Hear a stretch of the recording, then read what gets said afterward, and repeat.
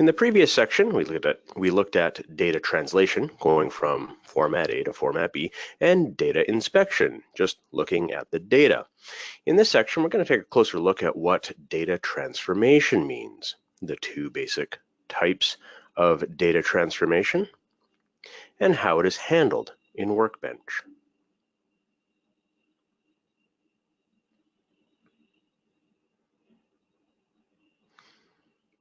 Data transformation involves changing the structure, geometry, and attributes of your data, taking what you have and changing it into what you need.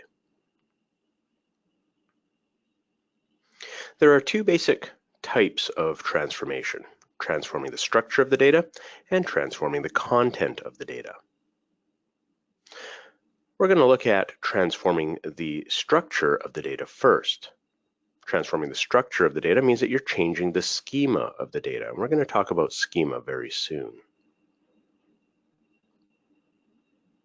Content transformation means changing the actual data itself, the geometry or attribute values of a feature.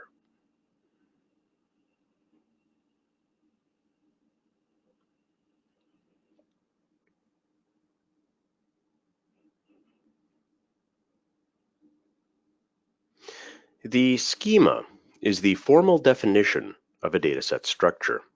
The schema consists of layer names, attribute types, allowed geometries, and any other rules or settings that define or restrict the data.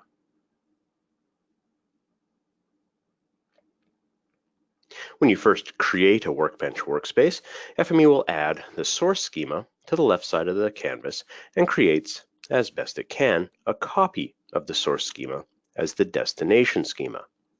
And it ends up looking like this, and you saw this yesterday as well. What we have is on the left, what we want is on the right. This particular data set has three layers, or feature types as we call them in FME, called libraries, parks, and transit stations. Each of these feature types also has attributes. Remember, if we click on the little triangle there, it'll expand the feature type and show us the attribute names. And if you hover, it'll show you the attribute types as well.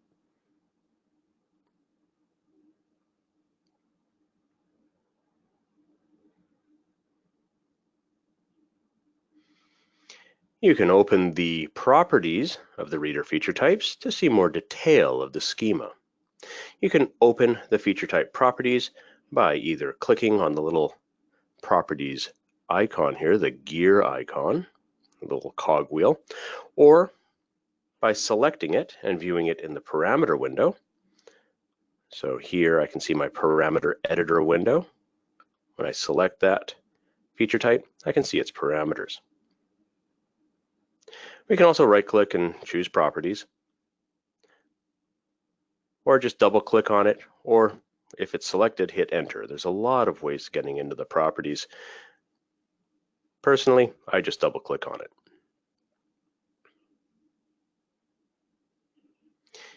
In the properties dialog, we can see an example of it here in the manual. We can see the feature type name, the allowed geometries, and if we click on the user attributes, we can see all of the user attributes.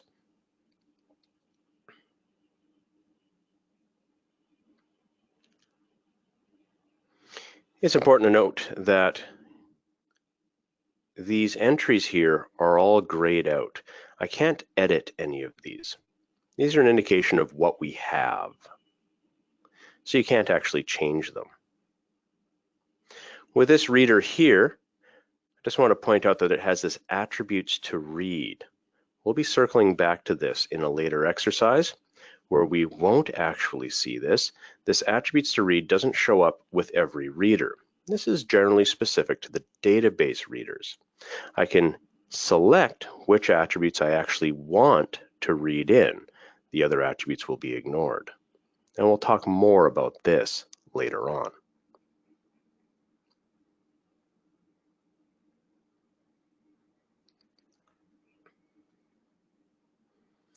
We can do the same sort of thing with the writer schema. I can open up the properties for the writer feature type and see the parameters there as well.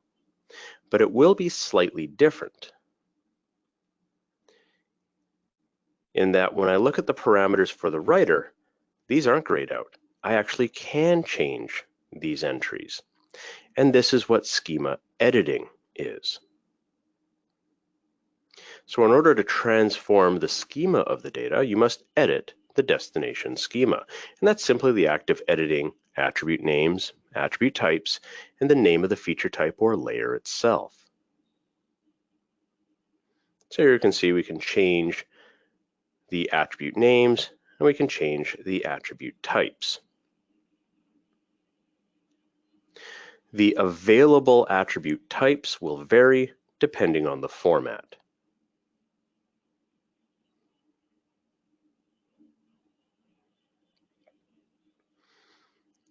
On the first tab, the Parameters tab, we can also change the feature type name itself. And depending on the format, you can set the allowed geometries.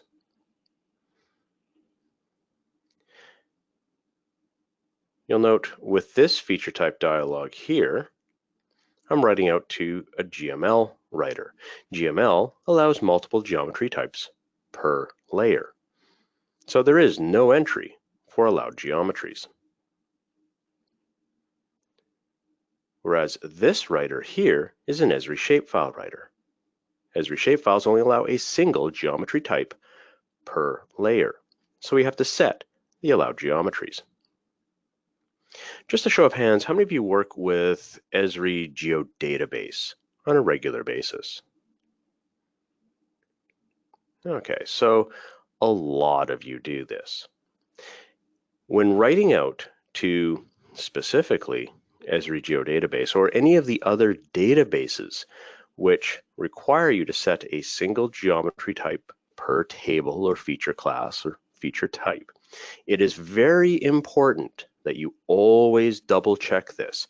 Make sure it is set correctly.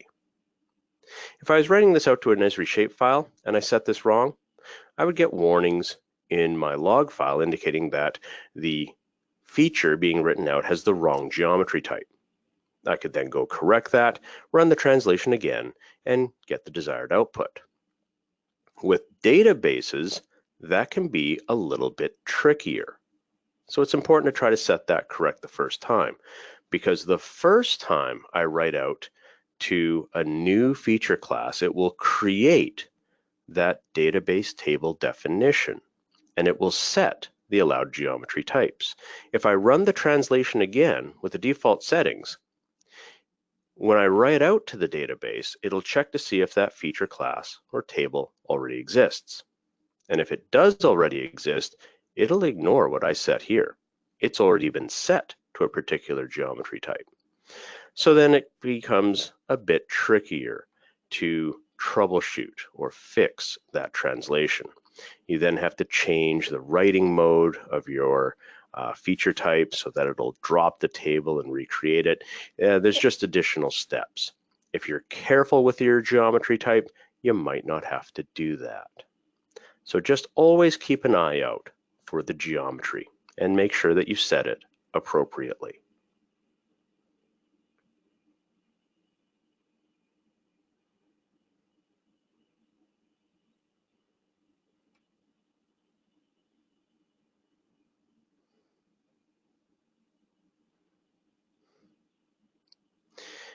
Now, once you've edited the schema, it may be necessary to connect or map the old schema to the new schema.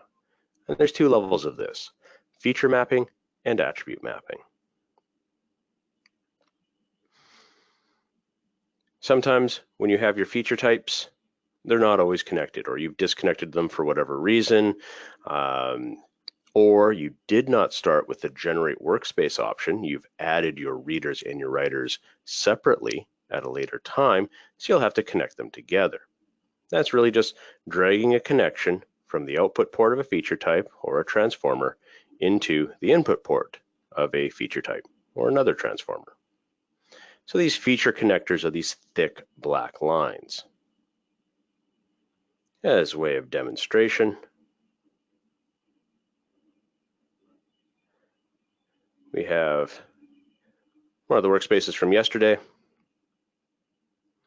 So here it's not from my feature type here, it's from this transformer here. I can either click and drag. When I get close, it'll snap to it. Another option for connecting them is to just click so that it's selected, and then click again, and that will connect it.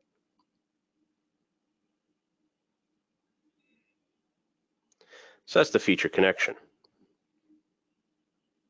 Next up is an option for attribute mapping. Once you have the feature connector, if there's any attributes which are not automatically being mapped, you can see here with the green triangles, these ones are automatically being matched up. If I want to connect, say, my library URL to URL, I can just click and click to connect or map those attributes.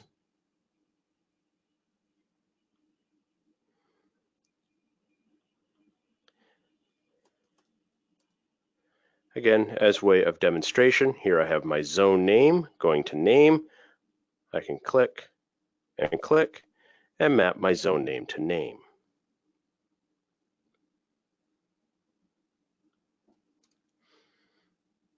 You can also note that these little triangles here, these little connectors, they are color-coded. Green means that the attribute is mapped. And FME will map attributes that have the exact same name automatically. It's important to note that FME is almost always case sensitive. Zone category and zone category, that's quite different from zone category. Those don't match up because they're different cases. So the green means that the attributes are mapped up. Red means that an attribute is missing a value, which is usually bad. You have it defined on the output, but nothing is matching up to this attribute. Yellow means that the source attribute is missing a destination, which is okay often, assuming you do not want that data in your output. Quite often you'll have attributes that you're not interested in for your final output. If I map them over, now it's all green. Later on in the course, we'll tell you why this is a fragile way of mapping your attributes. There are better ways of doing it. It's just that at times this is a quick and easy way of mapping your attributes, but there are better options, and we'll talk about that later on.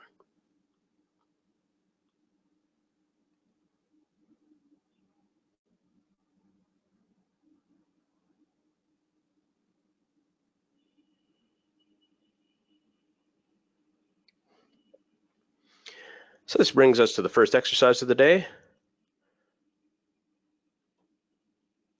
I will chat this out to everyone in case you're lost.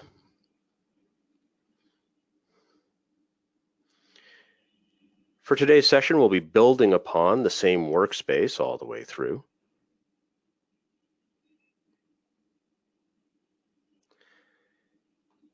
We have a source map info tab file that contains polygons of parks in Vancouver, BC.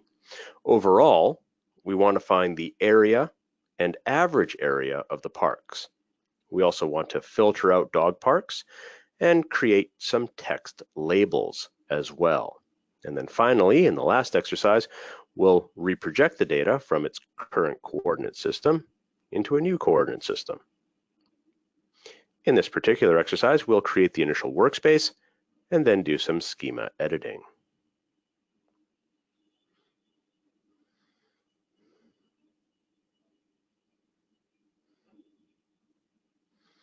So this brings us to step one.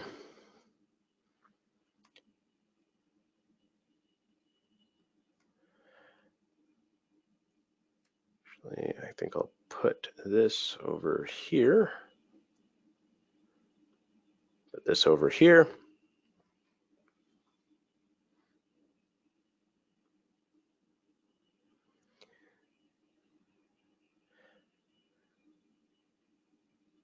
Now for the manual, I'm going to keep that on the right-hand side.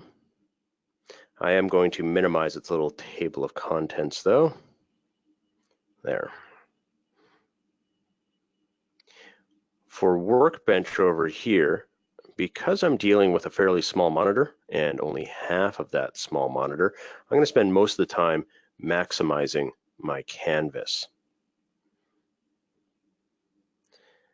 And so let's see, can I do function shift F11? Oh, that'll work. Okay. So I'll keep that maximized.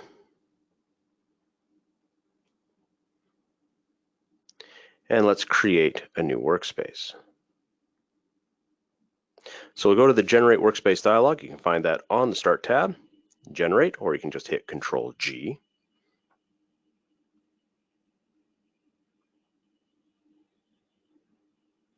Our source format will be MapInfo tab.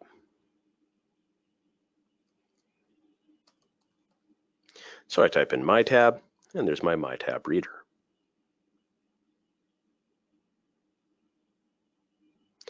Our source dataset will be FME Data 2019, Data, Parks, parks.tab.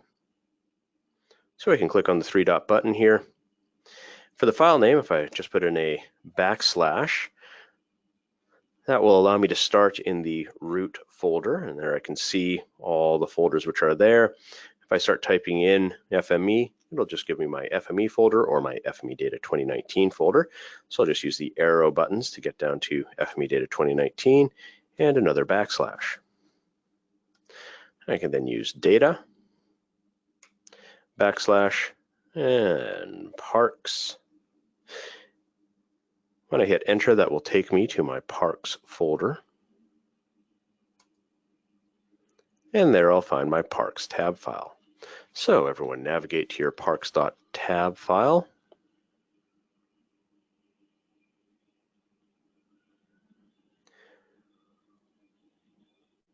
Once you've found your parks.tab file, we'll open that up. It's always a good idea to check your parameters whenever you are adding a reader or a writer. Quite often there are parameters which can only be set when you are adding that particular reader or writer, and you will not be able to change them later on. So it's always a good idea to see if there's anything important to set here. For MapInfo tab files, there's nothing particularly important, so we'll just stick with the defaults.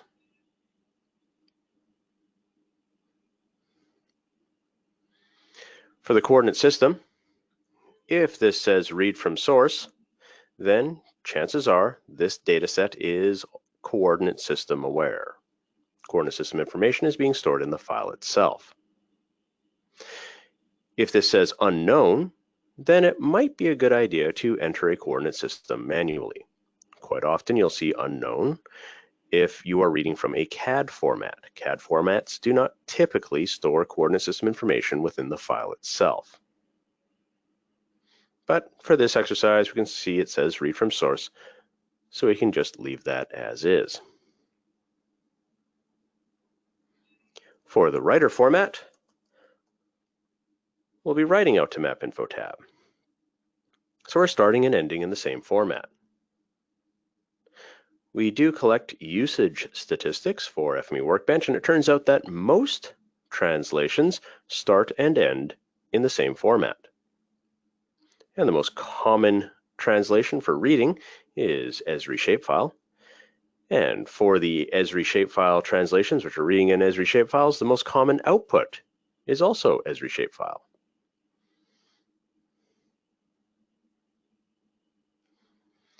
Our output dataset will be FME Data 2019 output training. So again, we can do a backslash FME Data 2019 backslash output backslash training. MapInfo tab is similar in concept to Esri shapefiles. It is a folder-based format. We do not set the output file names here, we set the output folder. And then the feature type names become the file names.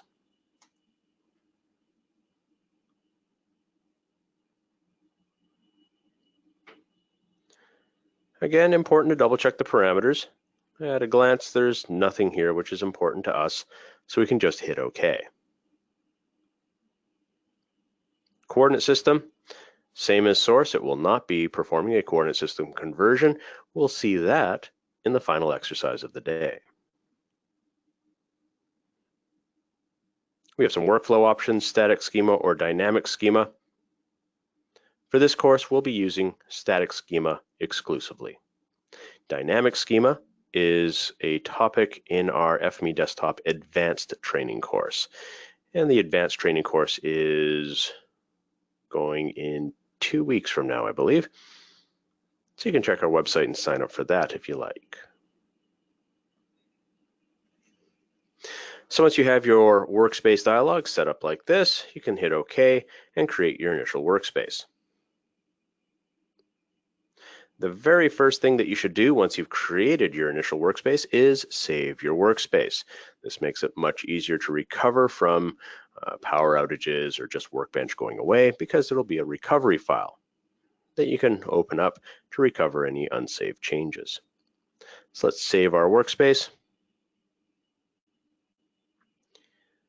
I'm going to save this into the Documents folder, FME.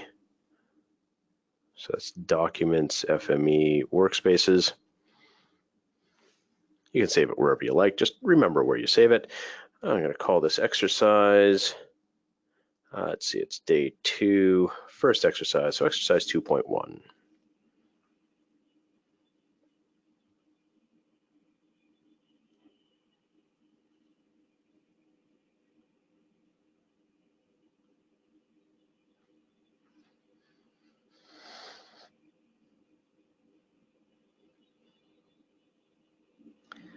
So now we have our workspace.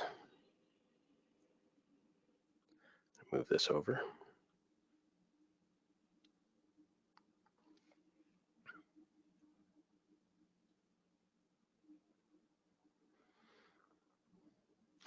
If I expand Parks, I can see all of my various attributes. If I hover over it, I can see the attribute types as well.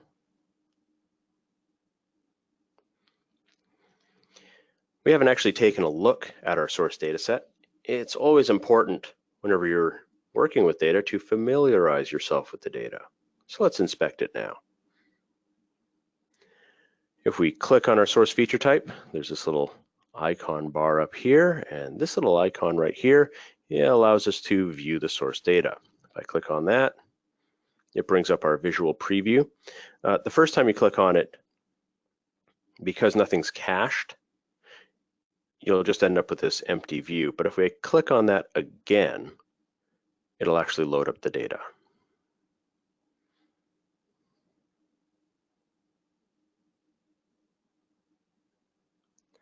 So this is what the data looks like.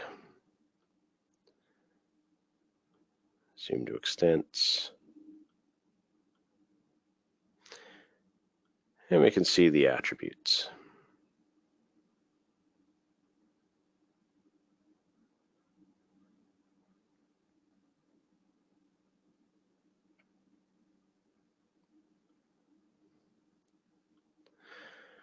One of the things that you'll note is that when it creates the output feature type definition, when it's creating it from a reader, it will match up the attribute types. So you can see over here that visitor count is small int, and over here visitor count is small int as well.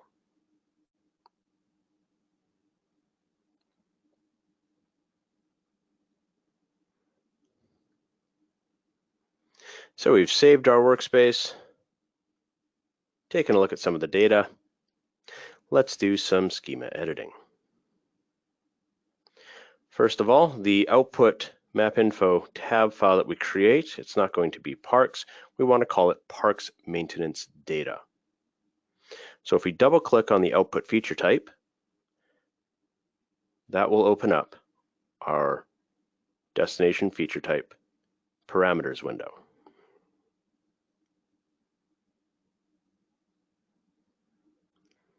And here we can change the output feature type name from parks to parks maintenance data. So you can do that now. Change that to Parks Maintenance Data. Here we have the writer. If we have multiple writers defined, and we'll talk about adding additional writers in tomorrow's session, I can change the writer that this feature type belongs to. You'll notice that there's no parameter here for setting the allowed geometries. Map info tab files allow any geometry combination per layer.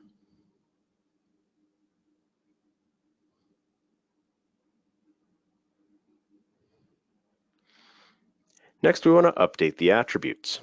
So let's go to the User Attributes tab.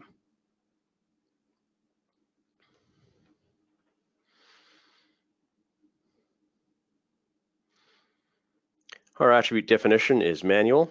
If it was automatic, as I change the attributes, it would just automatically update this definition as we went along. Dynamic is a bit more complicated and is something we'll talk about in the advanced training course, but it allows you to change the source attributes with each run of your translation, or they are dynamically set. The simplest thing to do is just leave it at manual, and then you have full control over your attributes. We're not interested in all of these attributes. We want to remove some of them. So we're going to delete reference park ID. So let's select that and hit the minus sign down here to delete ref park ID. So we want park ID, we want park name. Neighborhood name we're going to rename to just be neighborhood.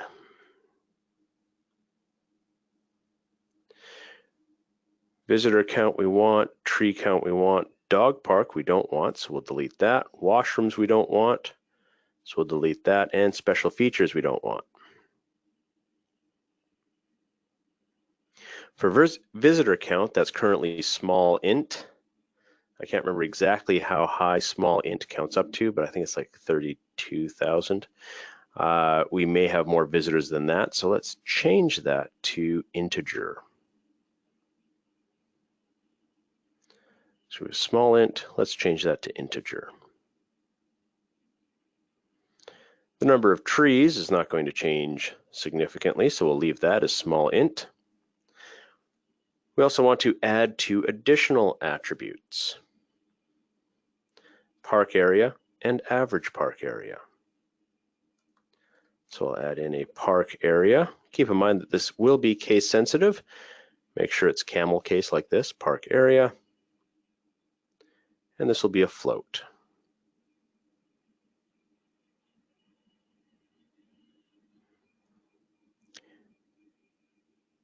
Once you've added your park area, you can click on the blank row below it and add another attribute, average park area. That will also be float.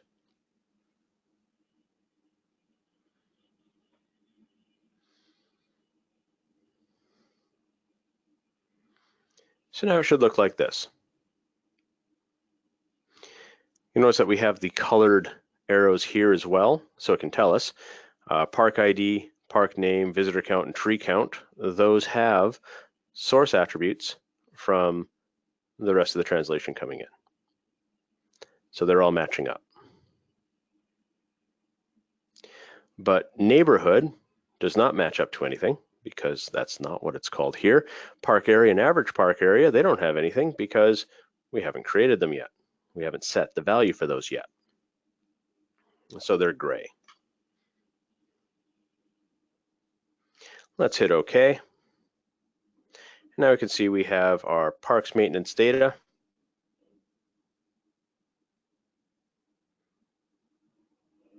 This is disappointing.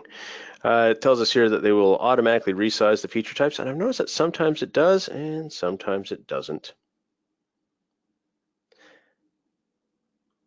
If it doesn't resize the feature type to fit the name, there's these little resizing bars here that you can drag back and forth. If you double click on it, it'll snap to fill, or it'll automatically expand so that it'll fit the full name.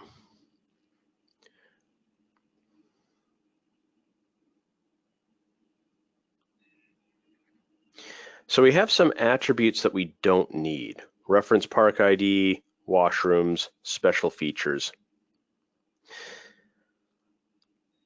If we go back to our source feature type, open up its parameters and go to user parameters, we could unexpose those unnecessary attributes. For example, my reference park ID, I can completely hide it.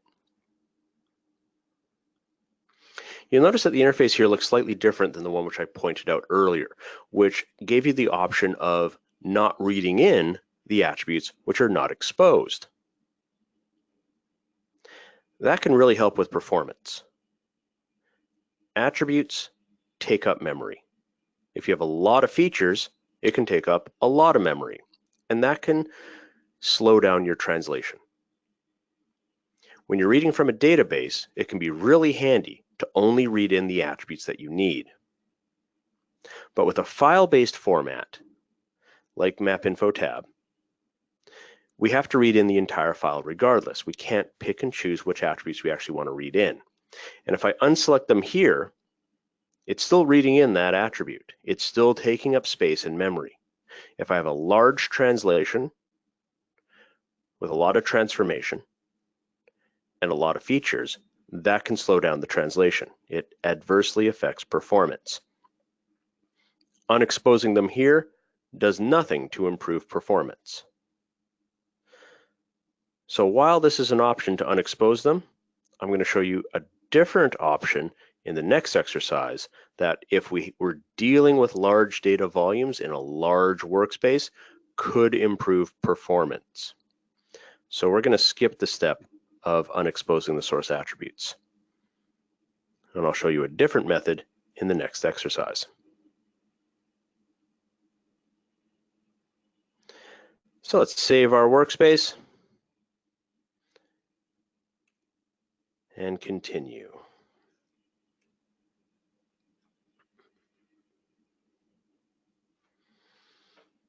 Now you saw the use of transformers yesterday. Let's go a little bit deeper into them today. Besides schema editing and schema mapping, transformation can be carried out using tools called transformers. They're similar in concept to the tools in our toolbox. Each transformer does a specific geometric or attribute transformation or some other support function. Just like the feature types, transformers have parameters. And they typically have a number of parameters that should be set. Again, you can open the parameters window by clicking on the parameters or the properties button, or by double-clicking on the top of the transformer.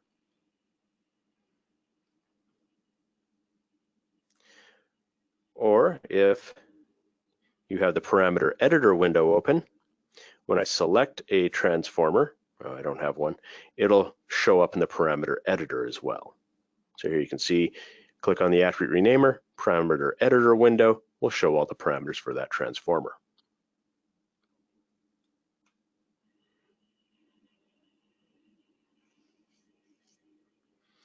The properties button on the transformer itself is also color-coded. A blue button indicates that you've opened the properties window and hit OK. You have accepted the parameters within that transformer. A yellow button means that you have not checked the properties, or at least you have not gone on there and hit OK, but default values will allow the translation to run. A red button means that at least one setting cannot use a default value, and you must edit the transformer before the translation can run. If things are going wrong in your translation, well, first of all, if it's red, it won't run at all.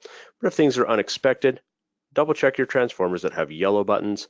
It's entirely possible that the default values that we use have changed since the last time you used that transformer, or since you've familiarized yourself with that transformer.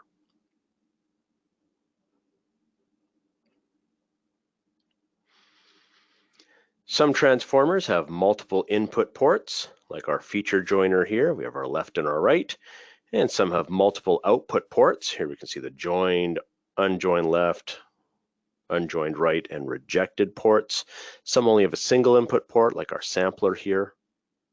You can notice that if there's only a single input port, the input port is in the top of the transformer. If there's multiple input ports, it's below that here.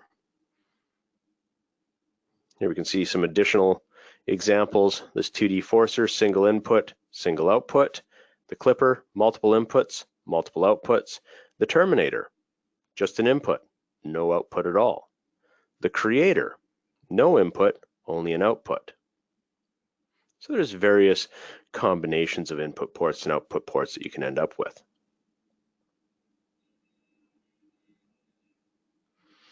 The ports themselves are often named for what kinds of features are expected to go into them or come out of them. For example, our clipper here, we have the clipper feature, the clippy feature, what's being clipped, what's inside the clipper, what's outside the clipper, and then we have the rejected port as well. We'll talk more about the rejected port later on. Generally speaking, the rejected port are for features which are inappropriate for this particular transformer. For example, with the clipper, if I passed it a non-spatial feature, it can't clip that at all, so that would come out through the rejected port.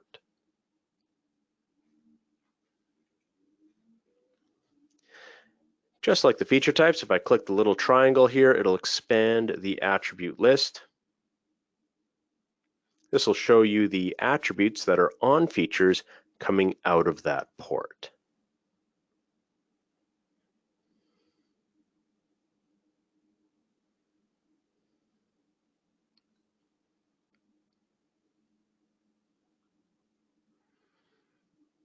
This brings us to exercise 2. We've completed the schema mapping. Now we want to do some attribute mapping and filter out some features as well.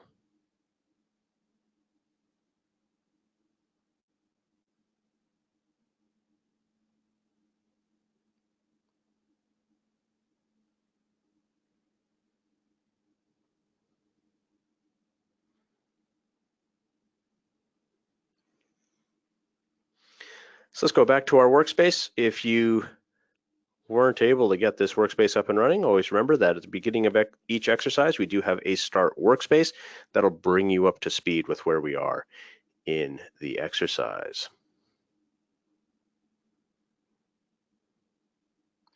Also, if you find that you have trouble keeping up with the exercise, you can also open up the end workspace as well, and then just follow through with that workspace.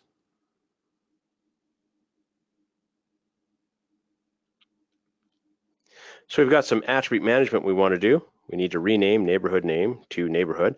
I could click and connect that, and that would map my neighborhood name to neighborhood. But this kind of attribute mapping, this is fragile. If I delete this feature connector and reconnect it, that attribute mapping is lost. If you've spent a lot of time connecting up attributes, that would be really annoying if you lost all of that mapping just because the feature type was disconnected. If you are going to use this type of attribute mapping, it's important that you do an additional step, which is to right-click on the feature connector and replace that mapping with an attribute manager transformer. That'll drop in an attribute manager, which is already configured to map your attributes. Another option is just to go directly to the attribute manager. So let's drop in an attribute manager transformer. If you have to do anything with attributes, the first transformer you should think of is the attribute manager. So let's click on our feature connector and type in manager. That'll bring up the attribute manager. So remember, it's click on the feature connector, so it's highlighted, and just start typing in manager or attribute manager. It's just if you type in attribute, there's a lot of transformers that start with the word attribute. You're kind of wasting time typing in attribute. Let's just type in manager. Once you have the attribute manager highlighted, you can then click on it or just hit the enter key and that'll drop in the transformer.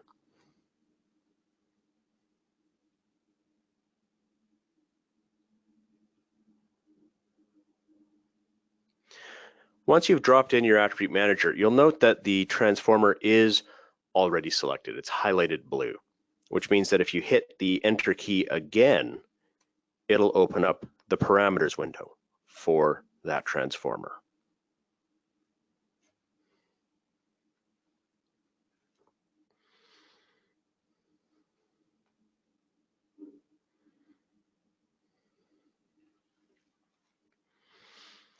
All transformers have parameters that can be set. Sometimes it's just the name of the transformer itself. I'm a strong believer in renaming your transformers, adding something to it, a suffix which indicates what this transformer is for. This is very important for larger workspaces where you have multiple instances of the same transformer type. Now, when it comes to renaming transformers, and we'll talk about this again in the best practices session on day 5, I also strongly believe it's important to leave this part of the transformer name alone. Knowing that this is an attribute manager is important information. What could also be important is, what is this an attribute manager for? This is our attribute manager for parks. We might have many attribute managers, an attribute manager for each input feature type, indicating which feature type or which stream of data this attribute manager is working on. It can be really useful with a larger workspace. So I'm just going to add on the word parks there, just so we know what this is for. Not necessary for this exercise, but as this workspace grows in production, this can make life easier. Now in the manual here, we've already removed reference park ID, washrooms, and the such, so that they don't show up in this interface. That's the effect of unexposing the attributes. They don't clutter your later workspaces. But with this particular format, because this is not a database, those attributes do actually exist on the feature. If I ran the translation and examined the features, I would see those attributes. They are taking up memory space.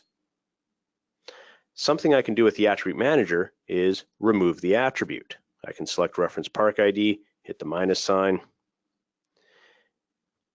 I have my dog park, I can select that. If I hold down the control key, I can also select washrooms and special features. So I held down control there, selected a bunch of attributes, and I can remove all those rows as well. This actually removes the attributes from the feature.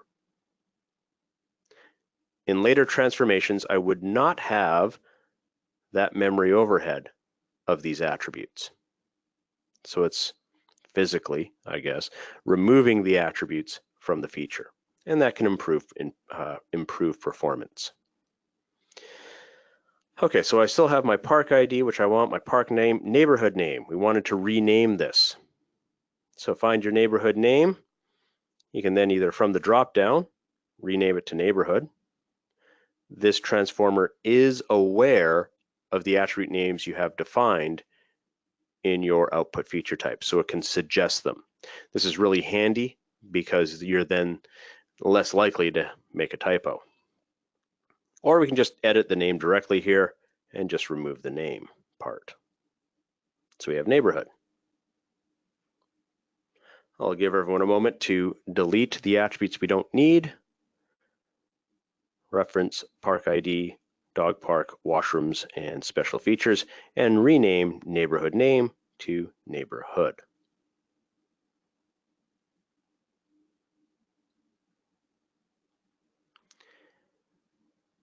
And when you're done, you can hit OK.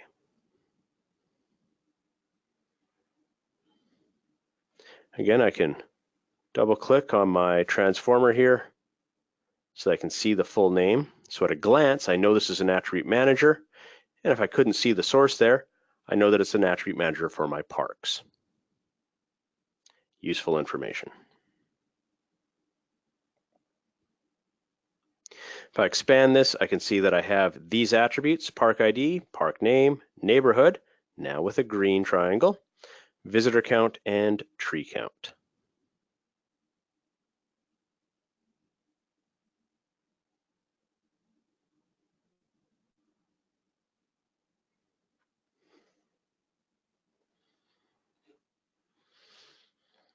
Okay, now we want to add a tester because we want to filter out all the features that are dog parks. If I go back to inspecting my source data here, don't have to follow along with this part. This is just to demonstrate. In my source data set, I have an attribute called dog parks. I can sort by the dog park type. These ones have Y, so these are my dog parks. I have 7 of them. I have 7 dog parks, and then everything else is N, not a dog park. I want to filter out those 7 features. Is it 7? 7. To do that, I'll use a tester transformer. So I'll drag this over. So give yourself a little bit of space after your attribute manager. Click on the connector between your attribute manager and your output feature type.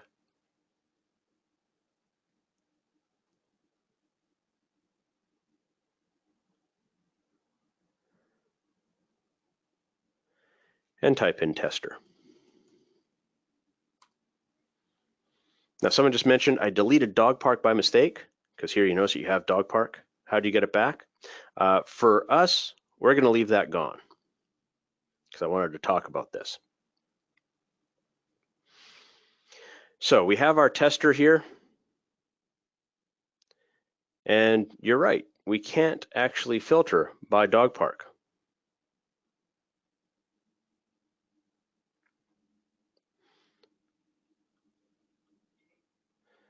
So what can we do? It's important to note that the order of the transformers, it's not set in stone. You can change it depending on your situation. We removed the dog park from the attribute manager. If we wanted to get it back, we could go in here, go to dog park, and here with the action, we have the remove, and that allows us to undo this. We can do nothing if we actually wanted the dog park. But I actually still want the dog park gone. So what we could do instead is just move the tester to the other side. So we have our transformer in the wrong spot. This is easy to undo. Just select your tester and hit delete. When you delete a transformer, the workspace will basically automatically heal the connections. So I take that transformer out and it keeps my feature connectors.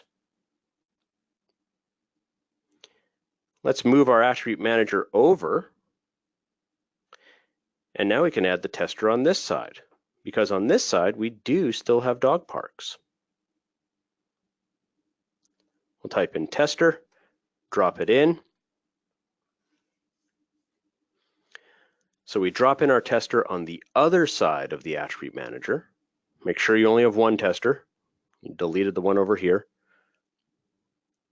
Add a tester before your attribute manager. Once you've dropped it in, you can hit enter again to go into the parameters for tester. So I'll give everyone a minute to catch up there.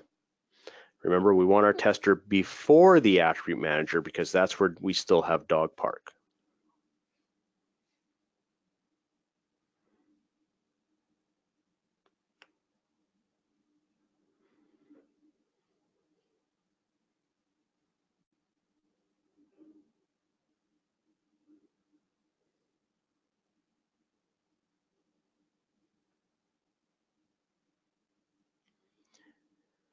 So now we have our tester. Testers are very important to update, or with testers, it is very important to update the transformer name. If I'm looking at this workspace later on, if I've inherited this workspace from someone else, or I'm looking at my own workspace years later, Just looking at the canvas, I have no idea what this tester is doing. Just looking at it here. It says tester, passed, failed. It's testing something. What's passed is going on. What failed goes away. I have no idea at a glance what it's testing. So it's often a good idea in the transformer name to indicate what this tester is testing for. This is testing for not dog park. It's telling me that these features are not dog parks.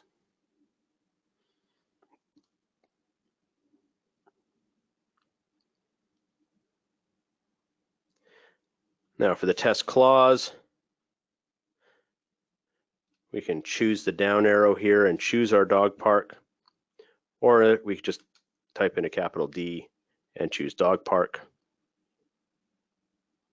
equals capital N. So for my dog park equals no, those will be the features that pass.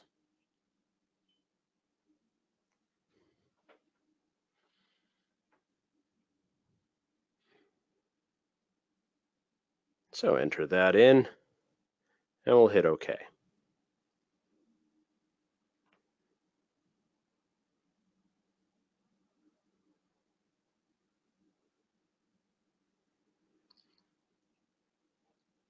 With the tester, we've updated this slightly for FME 2019. It makes it a bit easier to do composite tests, combinations of and ors. Previously, you had to choose. Are all the entries here ands? Are all of them ors? Or do some rather complicated configuration in the bottom of the parameters window to set a composite test. But now you can just set that with the logic here.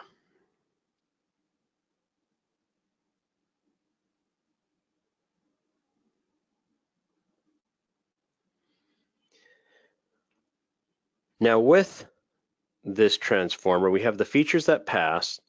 The features that fail, they're just disappearing.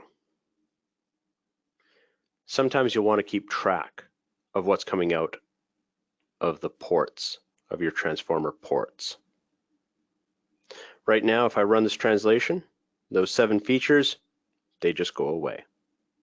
Perhaps I'll want to log that information or inspect it. If I right-click on my failed port, so I right-click on the failed port, I can connect an inspector. That'll send that data to the data inspector. That'll work, but the downside is that every time I run the translation, my data inspector is going to open up. That could be a bit intrusive. I can just connect a logger. Information about this feature will be added to the log file. I can go back and refer to that if I so desire, but otherwise it doesn't really get in my face about these failed features. So let's connect a logger.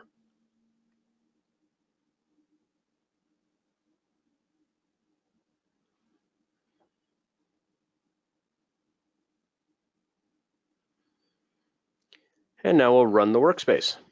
So we'll run the whole thing.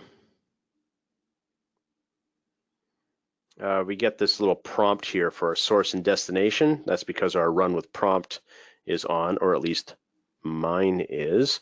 You may have shut yours off yesterday. So I'll run this and then I'll remember to go up to my run and turn that off.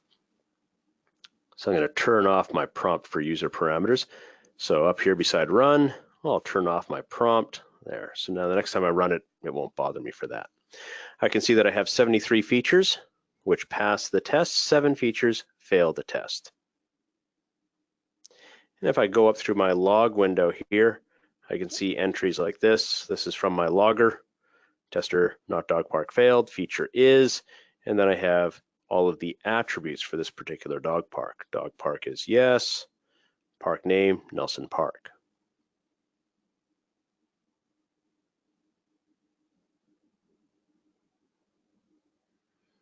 A few other things I wanted to note here.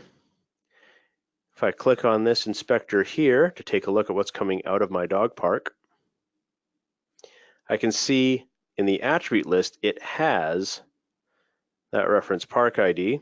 If I were to unexpose it here, this is just demonstration, don't follow along with this part here. If I go in here and get rid of my reference park ID, hit OK, I'll run the translation from here, so it'll go all the way through again. When I inspect that feature, it still has the reference park ID. Or at least it should. Maybe they've changed that.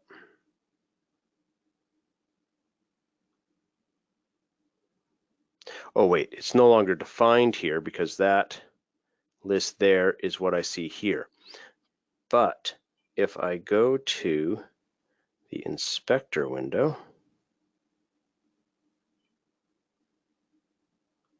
there, the feature information window.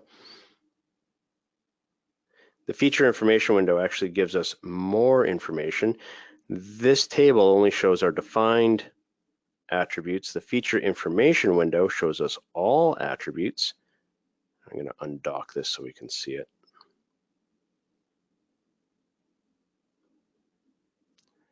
And here, my reference park ID is still there. So the feature still has this attribute. Even though I don't see it in the table view, I don't see it in the transformer, the feature itself still has it.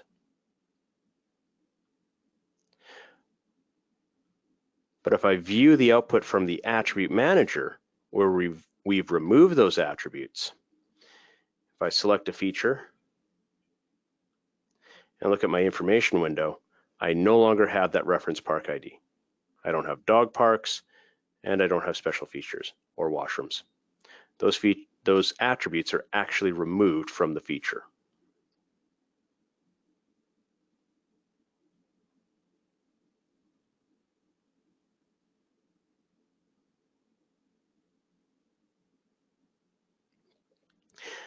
Someone had a good question. Is it possible to make the logger text a different color so it shows up easily? You can actually. We never looked at the parameters for the logger. We just dropped it in there and ignored it. The logger actually does have some interesting options. I can indicate how many messages actually to log. It's limited to 20. You can increase that. Just keep in mind that the more log file you write, the longer the translation is going to take. So if you have 1,000,000 features, you do not want 1,000,000 entries in your log file. Here we have the severity level. Right now it's just information. If I change that to warning, it'll be color-coded for warning. So if I change it to error, it'll be color-coded for error. I don't think error will actually halt the translation. Let's see. So I'm going to run the entire workspace here.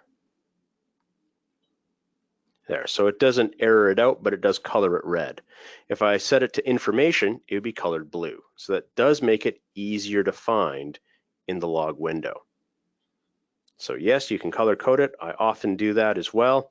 The nice thing about setting it to error or warning is that once you've run the translation, in your translation log, it'll also have these little filters here for errors or warnings. So if I wanted to jump to those parts, I could just have it highlight the warnings. It filters out all the information and statistics entries, so then I just see what's coming out of that logger.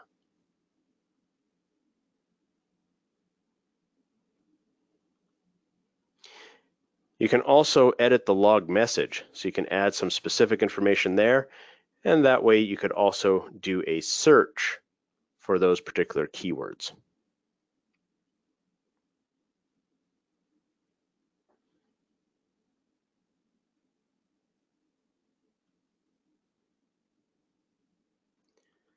Okay, so I'm just going to undo my edit there. There.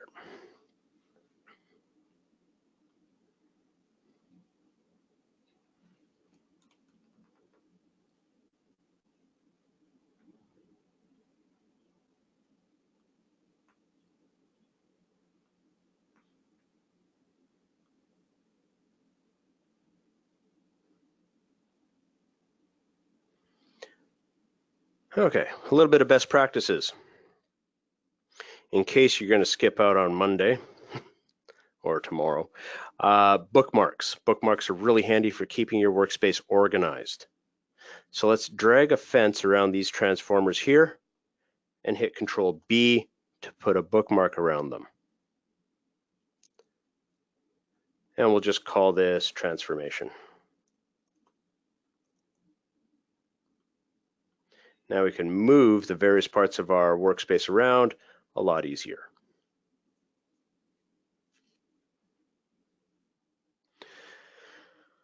The transformers are primarily used for content transformation.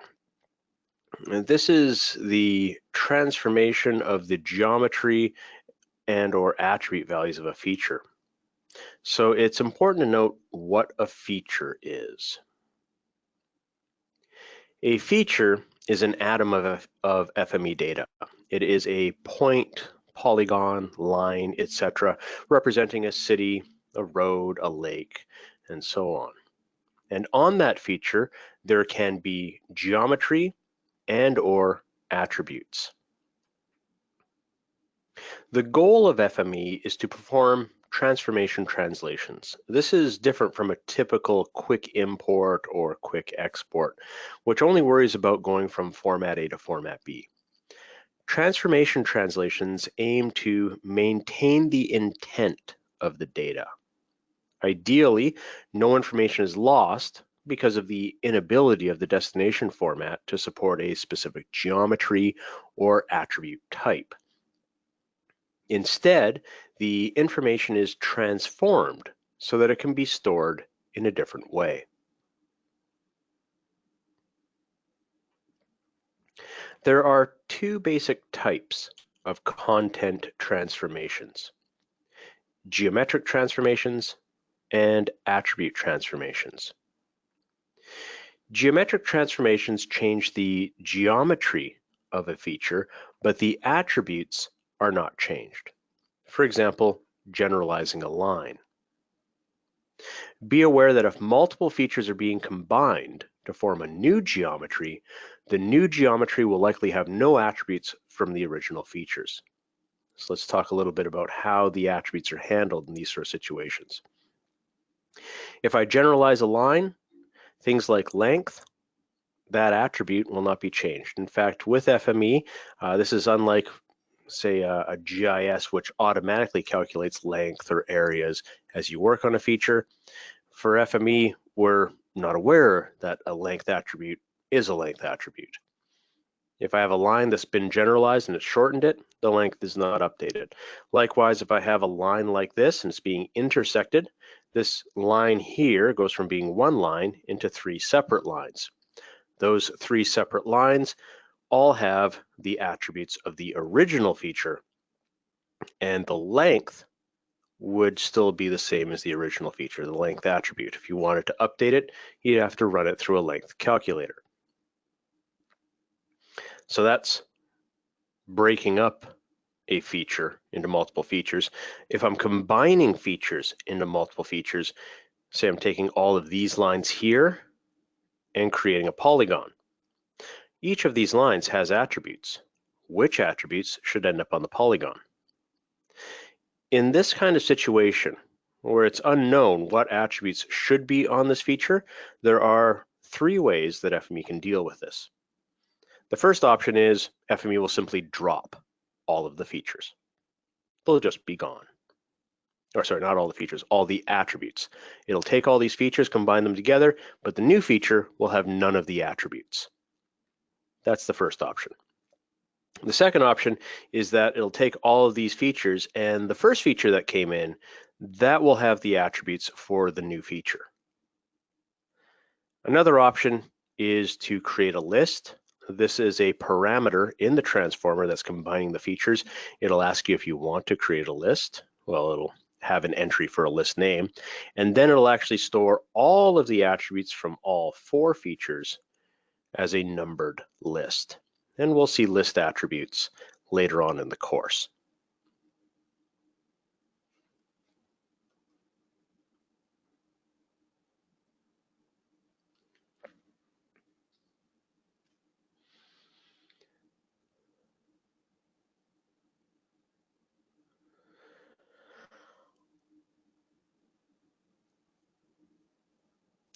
The second type of content transformation is an attribute transformation. For attribute transformations, the attributes will change, but the geometry remains untouched. For example, concatenating day, month, and year into a new date attribute, or splitting date into day, month, and year.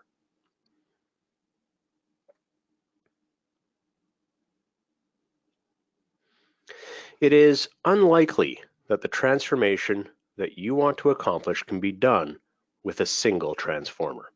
You will most likely have to chain together a number of transformers to obtain the desired result.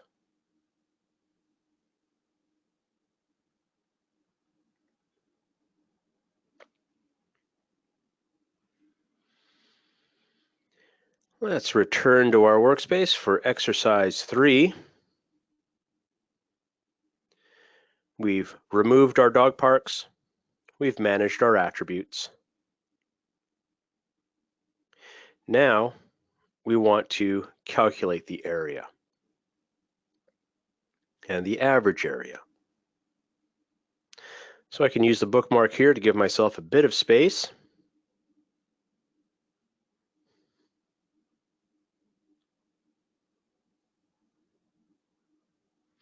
And let's add in an area calculator transformer.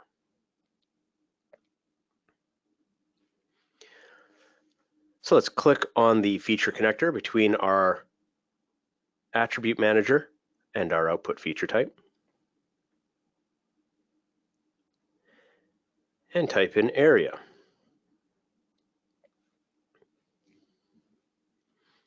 You can see it suggests a number of transformers. The search here can be helpful for that. If we were looking to calculate the area builder, we can see the description. This creates the area, so that's not what we want. Area calculator, there we go. Calculates the area of a polygonal object. So let's drop in our area calculator.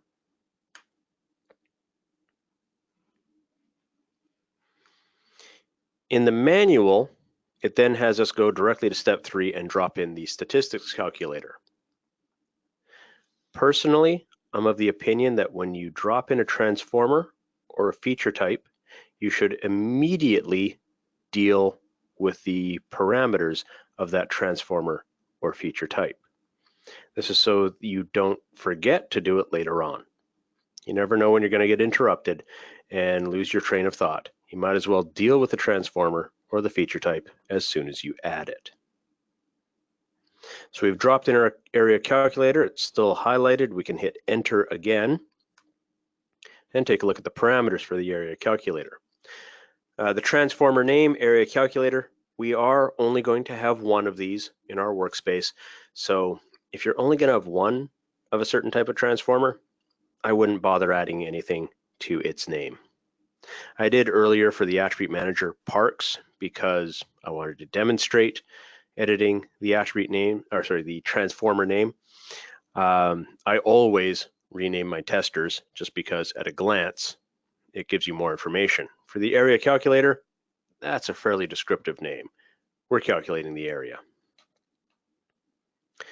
The type of area, plane or sloped, we'll just stick with the plane. The area attribute. Whenever FME creates an attribute, it'll be underscore something. That's just the defaults. But this is supposed to match up with our park area attribute on our destination. So we might as well set that here. So we'll change this to park area. Keep in mind it is case sensitive. Make sure you have a capital P and a capital A.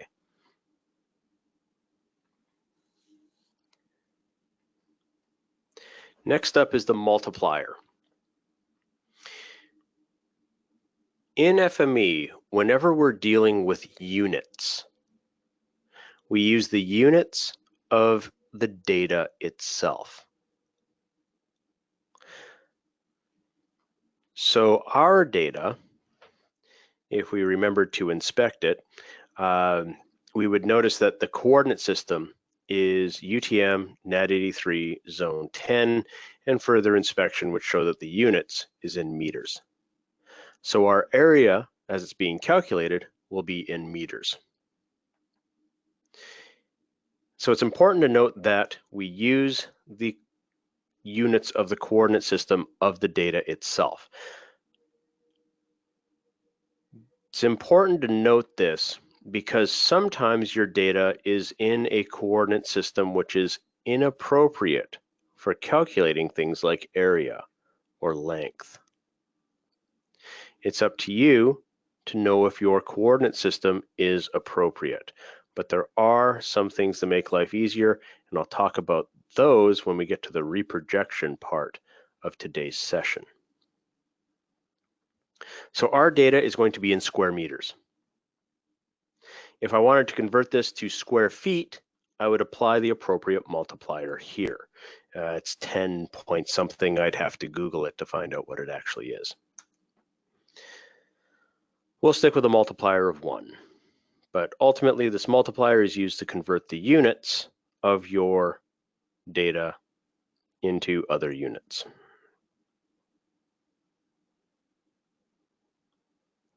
So if I wasn't sure what coordinate system was being used here, I could simply inspect the data. With the information window here, when I select a feature,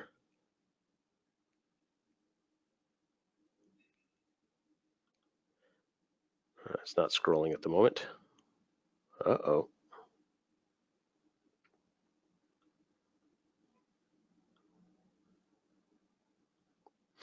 Workbench got a little unhappy there. We'll have to open it up again.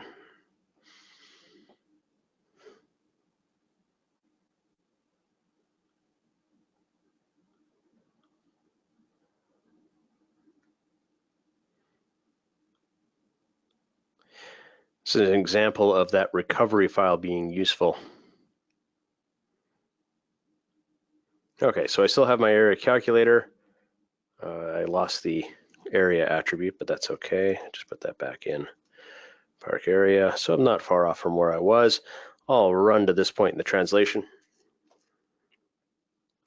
and inspect the features here. Choose a feature. If I want to find out the coordinate system, I bring up the information window. In the feature information window, it lists the coordinate system. The coordinate system here, you'll notice, is a link. When I click on that, it opens up my coordinate system properties. You don't have to follow along with what I'm doing here. This is just demonstration. And here I can see the units is in meters. So my area calculator will be in square meters.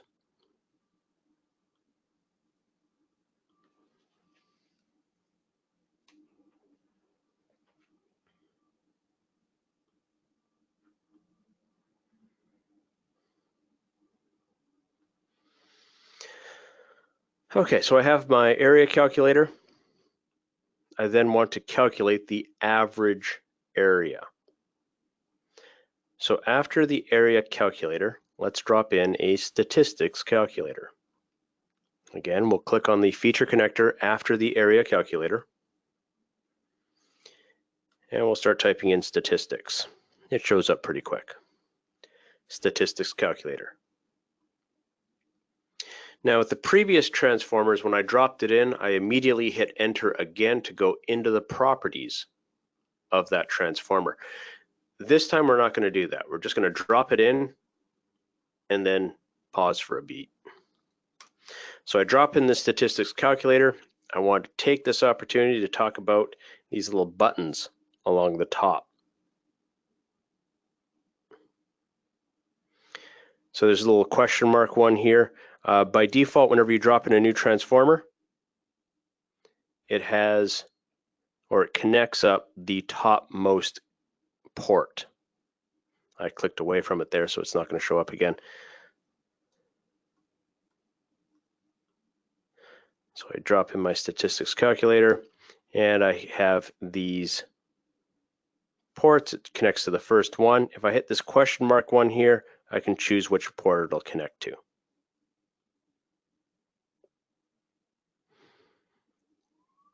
So that's just a little talk about that question mark one. You notice that if I click on it again, it doesn't come back. But that's okay. It's super easy to move these ports around.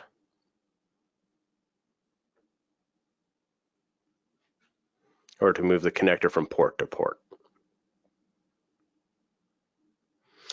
So the one that we want for the statistics calculator is complete. So we'll connect up the complete one, and then we'll go down to step number 5.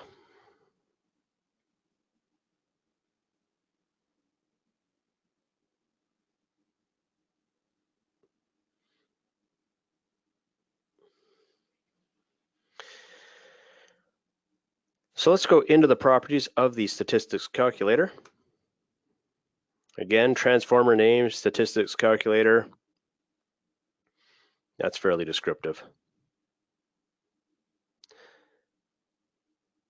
Attributes to analyze. The statistics calculator can calculate statistics on multiple attributes, if you so desire. So we could calculate statistics on visitor count, tree count, and park area if we wanted to, all in this single transformer. But we're only interested in the park area. If we have multiple attributes, we could prepend the name of the attribute onto the statistic attribute name.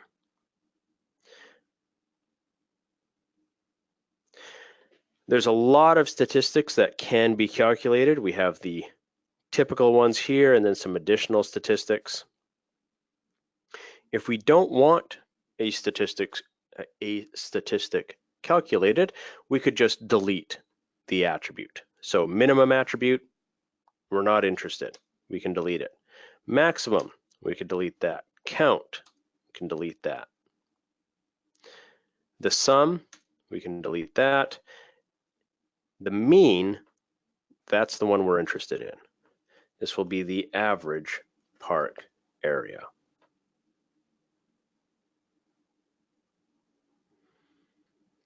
So we'll set the mean attribute to be average park area. Click OK. On our destination here, we can see that we have our park area and our average park area. They now have green triangles. We can run the translation all the way to here. So click on your output feature type, run to this.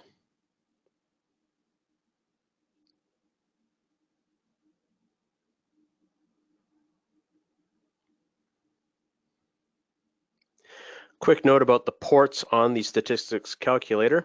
The summary port outputs a single feature with the calculated statistic. In this case, I'm getting one feature with the average park area.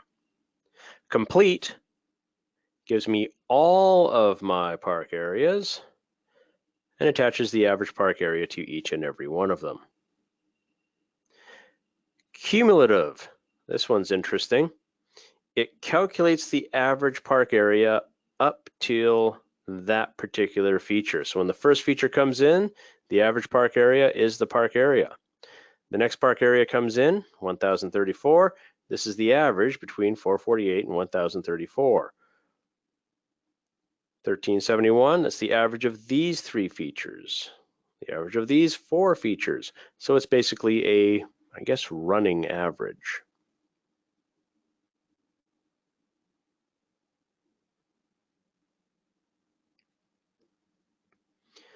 So we can inspect our final output here. I clicked on the view output. This is different from the cache. This is actually reading it in from the map info tab file.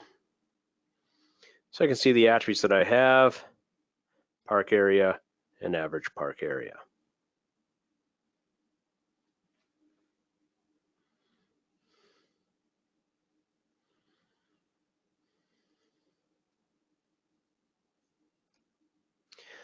Okay, before we finish with this exercise, let's drag a fence around our area calculator and statistics calculator and add another bookmark. So it's Control B for bookmark,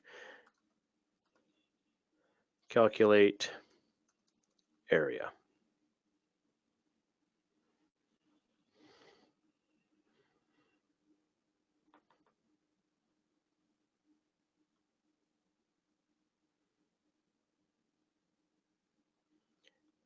Save your workspace and we'll continue on to the next section.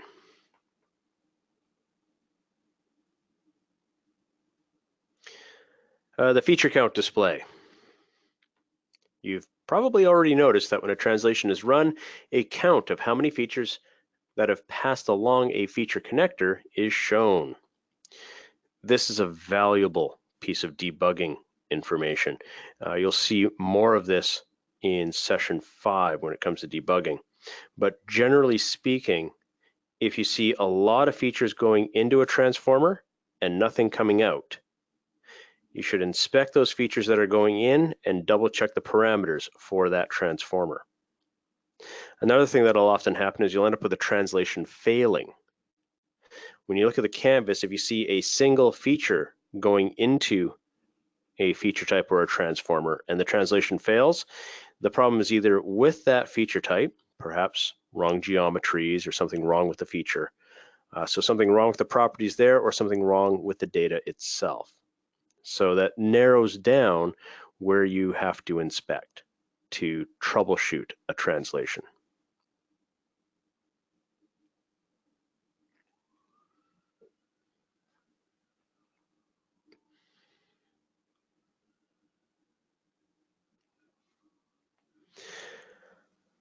Sometimes it's necessary to create duplicate copies of your features to do transformations on. In that case, you're using transformers in parallel. A copy of all features will go along each separate feature connector that comes out of an output port. We can see that here. I have my libraries. I've got 8 libraries. They go into an attribute renamer. There are 3 different things I want to do with these libraries. So I just have a feature connector, or 3 feature connectors coming out of this output port. And I'll have 8 features go along this feature connector, 8 go along this one, and 8 go along this one. Here I'll test it for a particular attribute value, so I'll get a subset of 3. This one here, I'm buffering them out. It's changing it from points into polygons. And this one, I'm aggregating all of them together into an aggregate.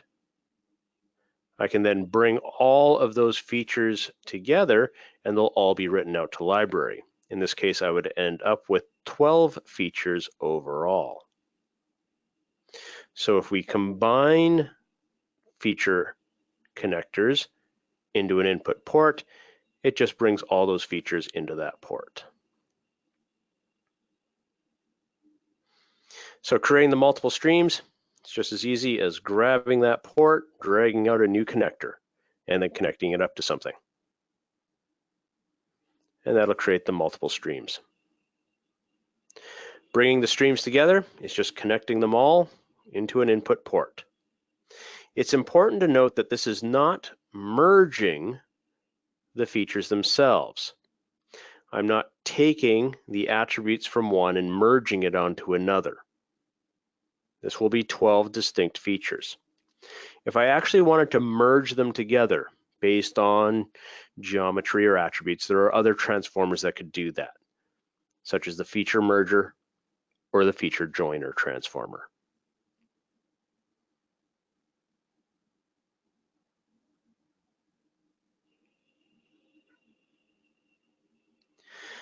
This brings us to exercise 4. For this exercise, we want to create some text labels for our parks.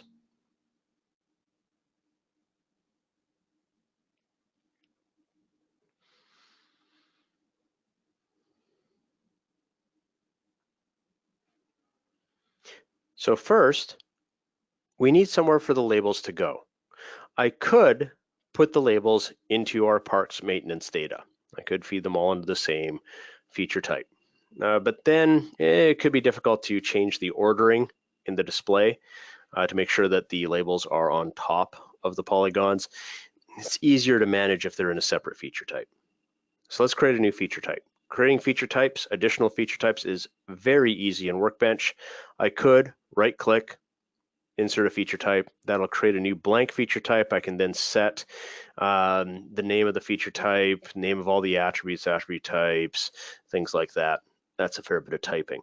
An easier option is to just right-click on this feature type and choose duplicate, or press Control D for duplicate. Duplicate's actually the exact same thing as copy paste. I could do that too. So I could just hit Control C, Control V. That would work the exact same way as duplicate.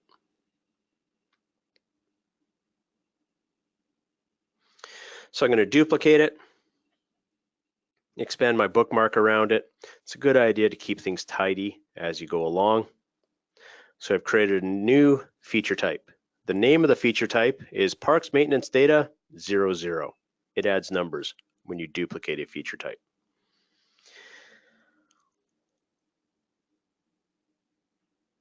Now, the moment you add in a new feature type, it's a good idea, before you forget, to go into the parameters of this feature type, make sure everything is correct. So duplicate your feature type and then immediately go into its parameters. And let's double check everything. First of all, the table name. Is this what we actually want to call this? I don't think so. Let's call this park labels. Much better name.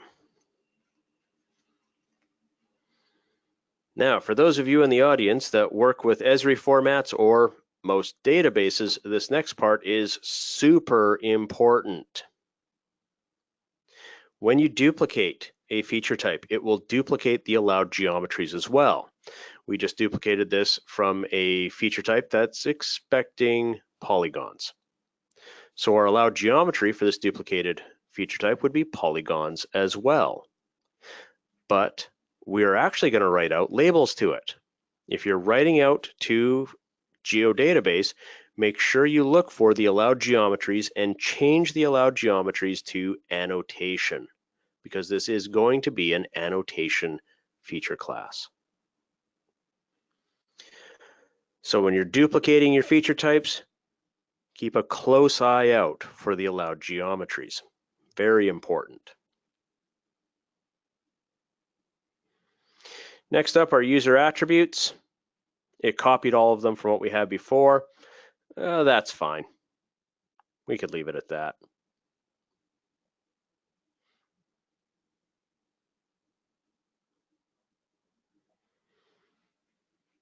Okay, so we have our park labels.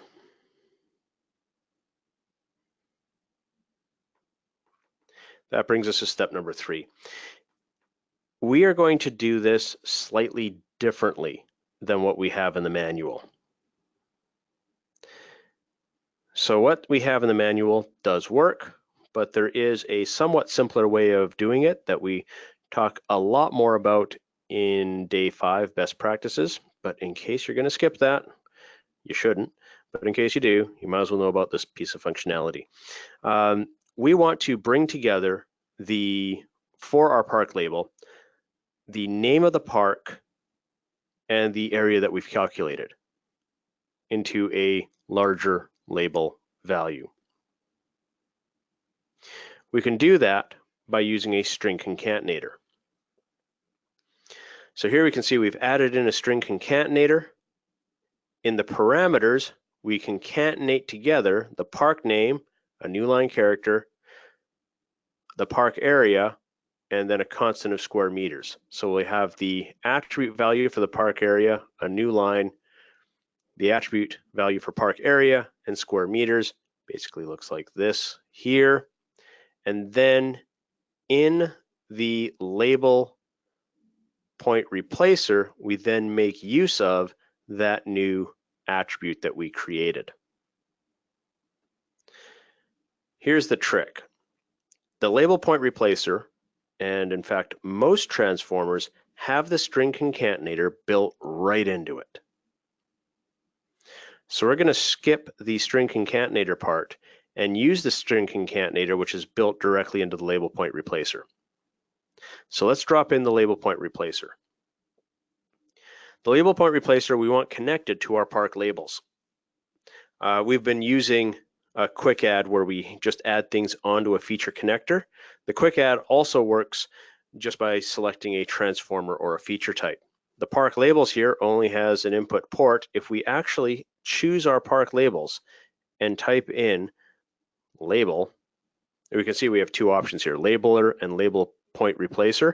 The labeler interpolates lines along a linear polygonal feature. We're dealing with points. This isn't really what we want. We're dealing with areas, but we don't want the label in a line around it. So the labeler transformer is not what we want. Label point replacer replaces the geometry of a feature with a label point. That's exactly what we want. So let's choose our label point replacer and drop that in. You notice it'll connect up to our park labels.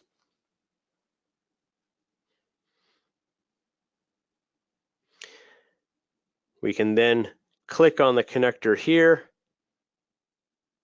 I can even scroll over a little bit. You notice how that stays highlighted, and click on my complete port. So I dropped in my label point replacer.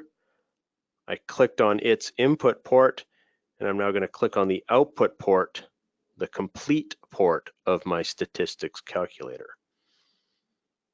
And that connects it up.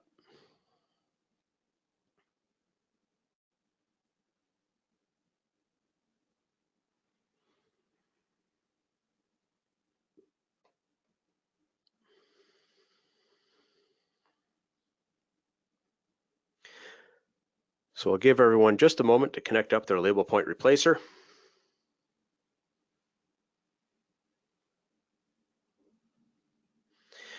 Now let's go into our label point replacer. This little 3-dot button right here for our label is the same as this option here, Open Text Editor. So this 3-dot button here is the text editor. And the text editor is in fact the string concatenator transformer. It looks different from what we see up here for a string concatenator. That's simply because in this string concatenator, there's this option down here, switch to advanced, and the switch to advanced is what we have here. The text editor is simply the advanced string concatenator.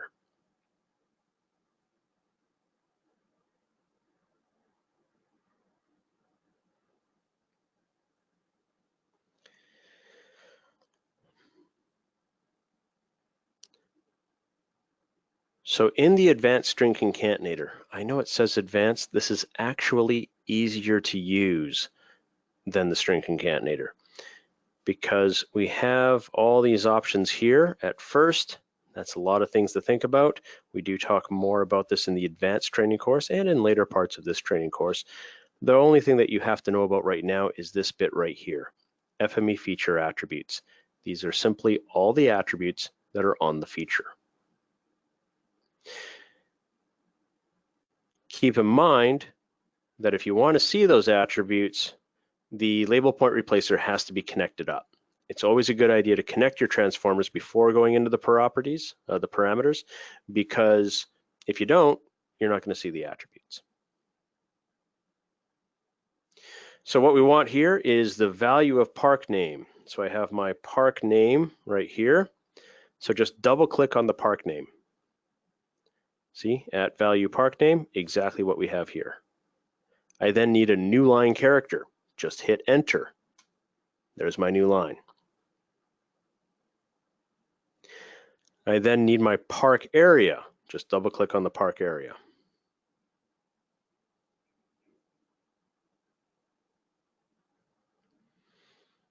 I then want a constant of square meters. Just put a space in there, SQ meters.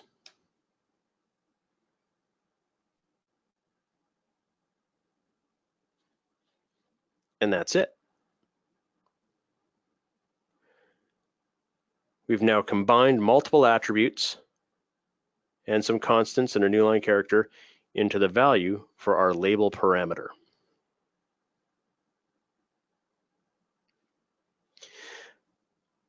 Now we need to set the label height. This is very similar to the area calculator. The label height is not in points or anything like that. It is in the units of your coordinate system. So it's the Y value for the text label. In the units of your coordinate system, I believe 25 meters should be sufficient for us. So we'll just set that label height to 25, and then you can hit OK.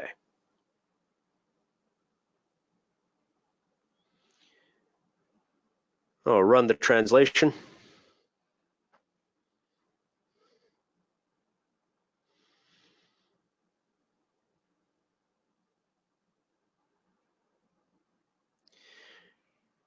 Now we want to view our output data.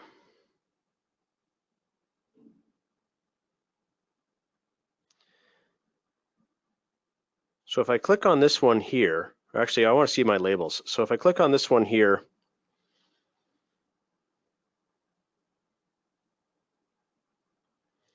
I'll see the labels, but I don't see the parks themselves. But I can zoom in right now, just using the scroll wheel. Okay, so there we have Art Phillips Park and the area, square meters.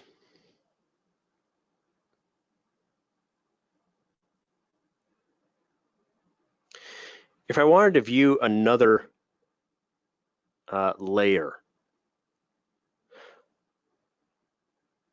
one of the options I have here is to actually open up the data inspector itself.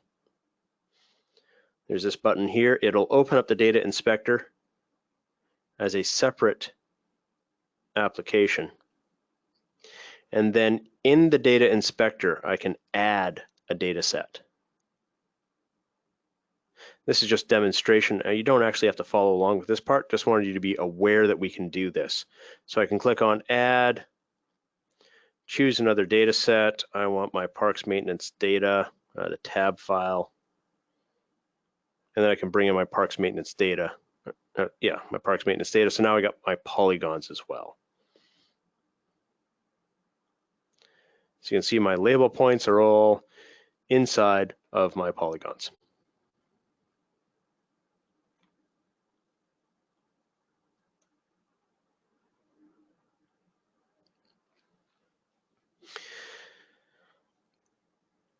So the data inspector can be handy that way for adding additional data sets. But that's not to say that you can't view multiple layers at the same time in the visual preview here. That's also pretty easy to do. If I wanted to see what's coming out of my complete port, I could click on that. Notice I got my little eye there. If I click on my label point here, I got the eye there, but I no longer see my complete. But if I hold down the control key, now I get them both. So holding down the control key will allow me to inspect those caches.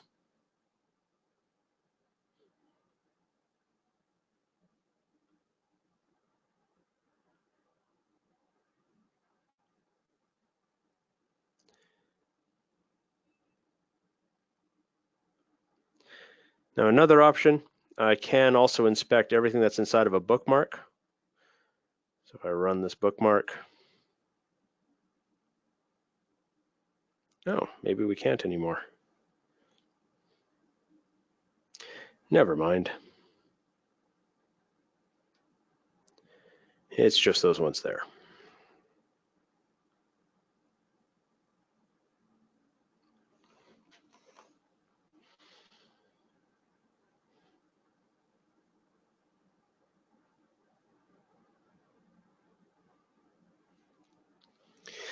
Some advanced options. I notice here that I have way too many decimal places.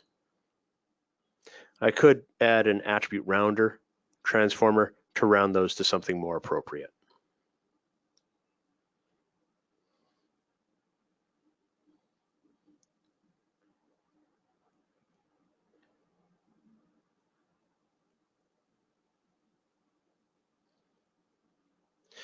Someone said it would be cool if the visual preview could be viewed with a full screen option. Remember, you can undock these and resize them as necessary. I can't really do that with my monitor the way it's set up at the moment because I'm dealing with a fairly small monitor just to keep the streaming through GoToWebinar up to speed. And I'm trying to show some of the manual at the same time, so I can't show everything. So you can resize it. I guess having a button to full screen it would be handy too.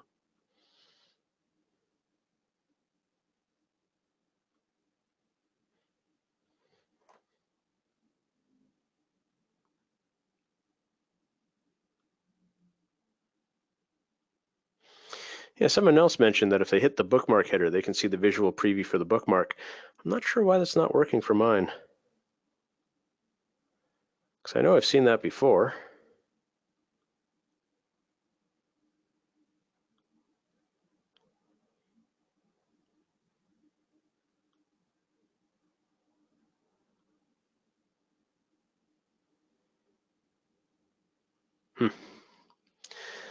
Okay, group by processing.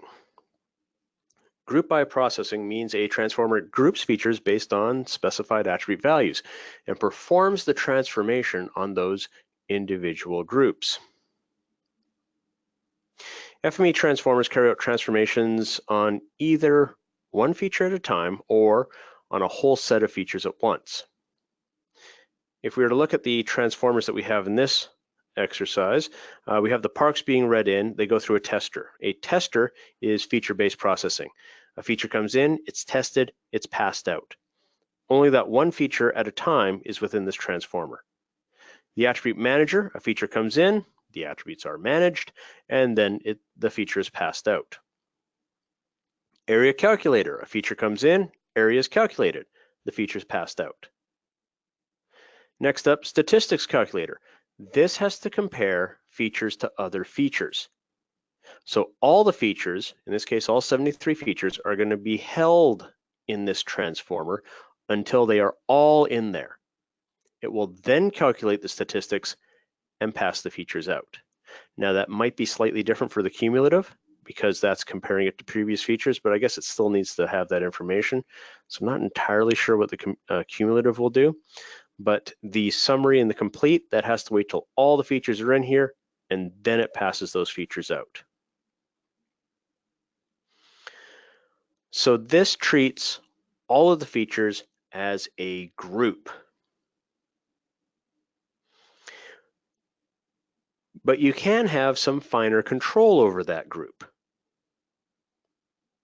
by creating groups. Transformers that work on groups of data will typically have this group by option here. So by default, we treat all the incoming features as one group. However, with the group by option here, I can select an attribute and then create groups based on that attribute. So all of the features that have the same value for something like neighborhood will be treated as a single group. We can see that here with the dissolver transformer. We have a number of polygons. By default, it would treat all of this as a single group. But if they all have an attribute called view description, I can group by view description, and then only the polygons that have the same value for view description will end up being dissolved together.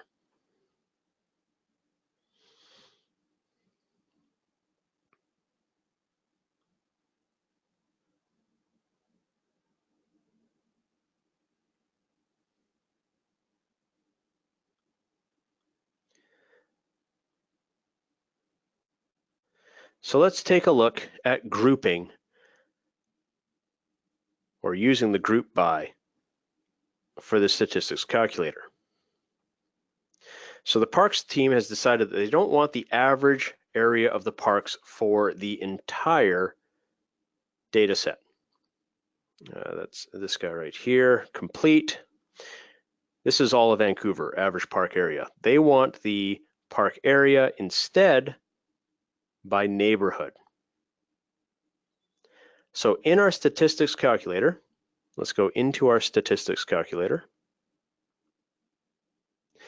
And we're going to group by neighborhood.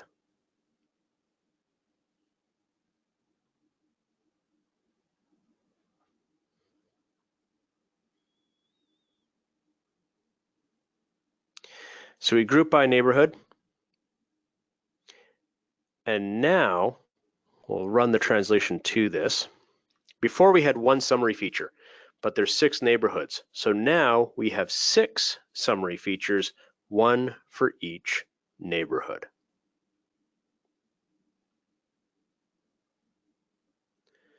So we group by neighborhood, we run to there. For our complete data set.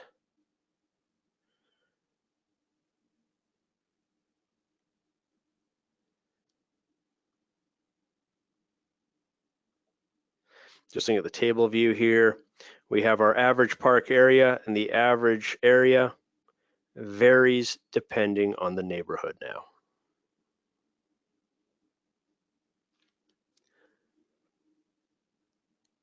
So that's using the group by.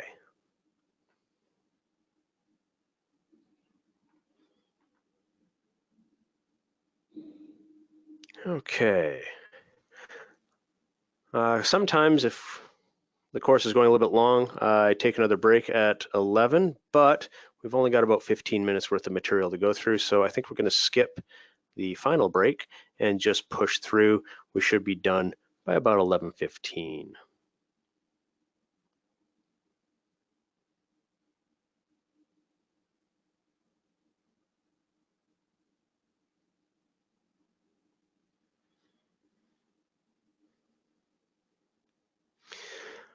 Data transformation includes the ability to transform data from one coordinate system to another through reprojection. The easiest method of reprojection is simply to use the parameters in the navigator pane. So in the navigator window, bring it up. So here's my navigator. At the top of my navigator, I have my reader and my writers, or my reader and writer. In my reader and writer, I have a coordinate system parameter.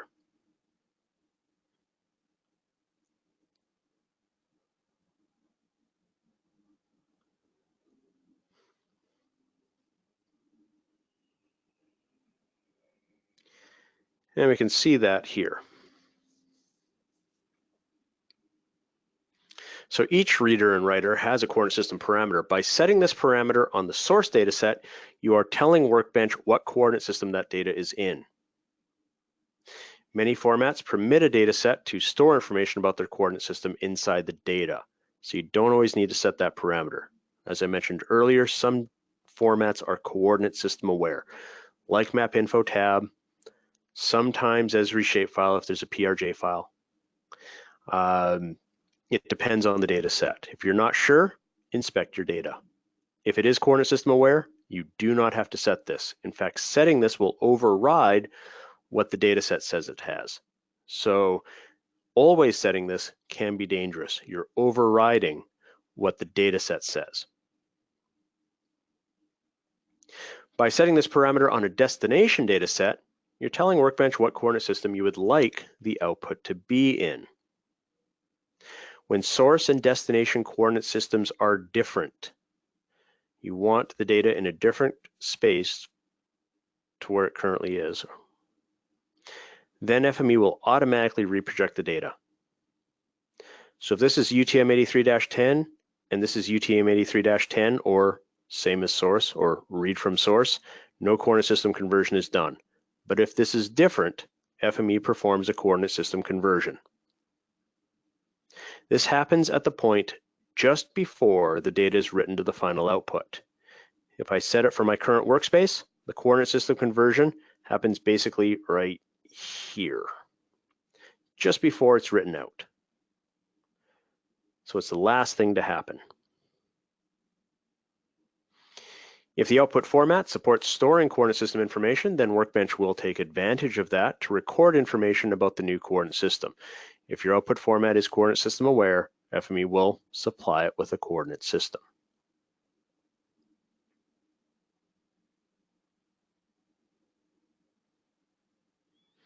So automatic detection of coordinate systems. When you're adding in a reader, it'll say read from source. Once you've added in your reader, this will always just say not set. So if you're not sure, inspect your data set, then you'll know.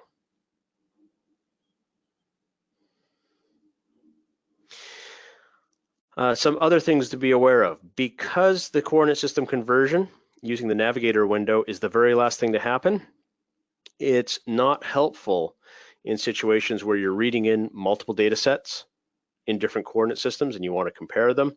It's also not helpful in situations like what we have here with an area calculator. If this is in a coordinate system inappropriate for calculating your area, it's not helpful.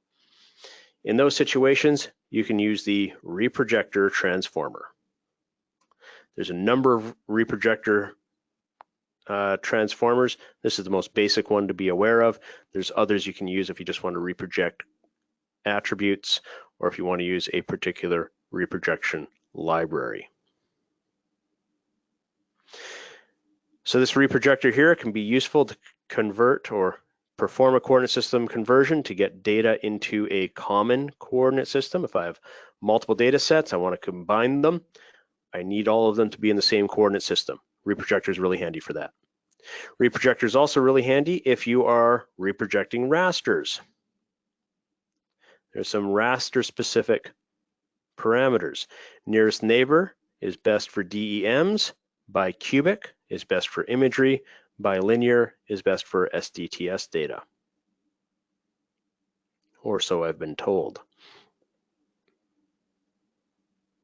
The reprojector is also really handy if I need to convert my data into a coordinate system appropriate for calculating my area or calculating the length. So if my source data was actually an LL84, the units would be decimal degrees. Having my area in decimal degrees is not useful. So I can drop in a reprojector and reproject it to a coordinate system which is appropriate. If you are not sure what is appropriate, we do have these two handy coordinate systems. Dynamic reprojection equal area, dynamic reprojection equal distance. These can be very handy for calculating distance and area. It reprojects your data into its own sort of special coordinate system appropriate for calculating area in meters.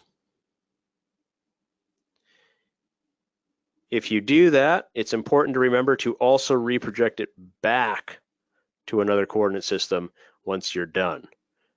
Those dynamic reprojection coordinate systems, if you looked at the data, each one has its own special coordinate system which is centered on that feature. So it's not good if you want to then compare features to each other.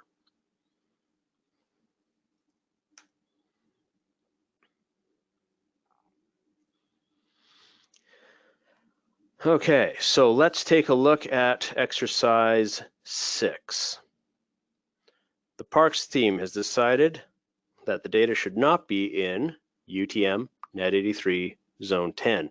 The data should actually be in BC Albers Net83. So let's convert our data into BC Albers Net83.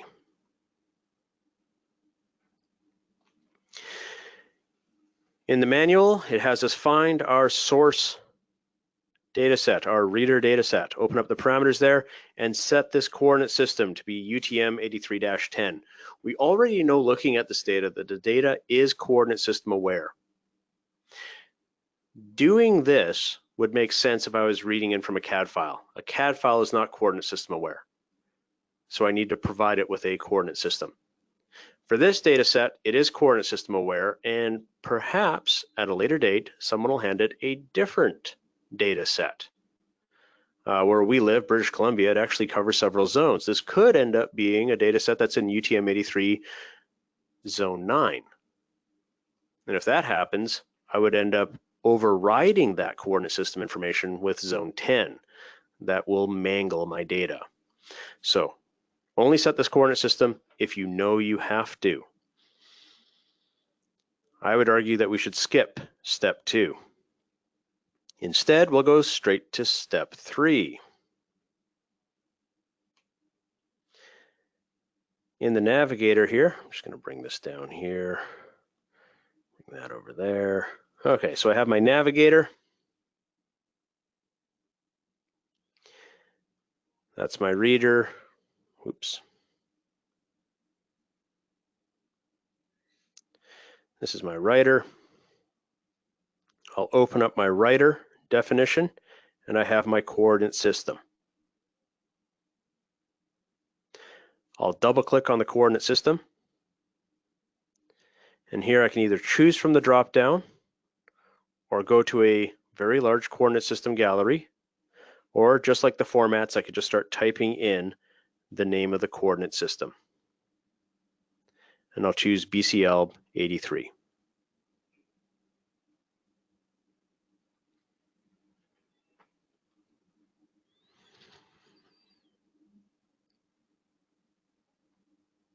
Now, before I run this translation, I just want to quickly take a look at what my parks maintenance data is currently in.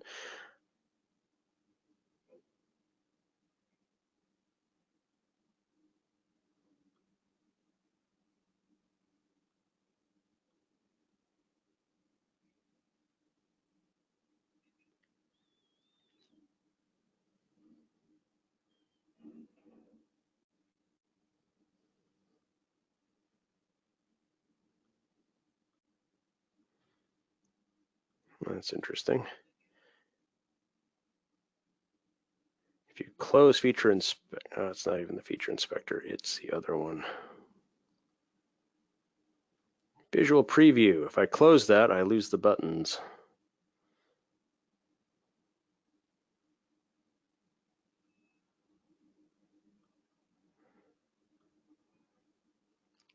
Okay, so I have my visual preview. I select a feature, it's in UTM 83-10, and I can see my minimum and maximum coordinates here, what the coordinates look like. If I double click on that, I can see it. So this is what a coordinate pair looks like in my current coordinate system. 400,000 and 5 million and something.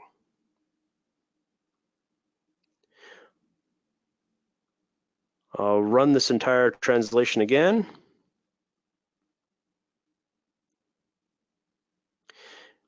When I take a look at it here, still UTM 83-10.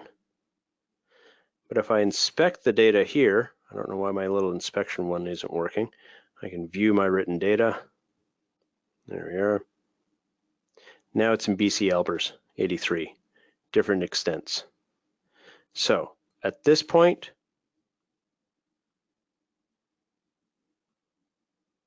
still UTM 83-10. At this point, I don't know why I lost those little buttons up at the top, but I did, but I can still view my written data by right-clicking on it. Now it's in BC Albers. So the coordinate system conversion is the very last thing to happen.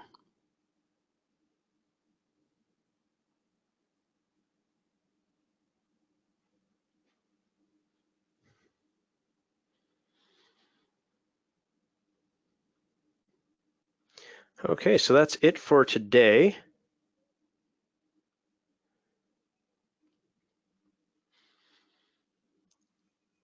You can take a moment and go through the data transformation quiz. And then we have a voting analysis project.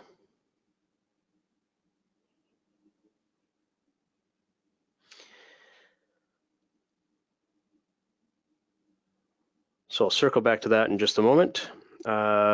Tomorrow's class will be workspace design. Let's just do a quick review of what you're going to be doing in exercise 7. This will be your open lab. I'll stick around to about 11:45.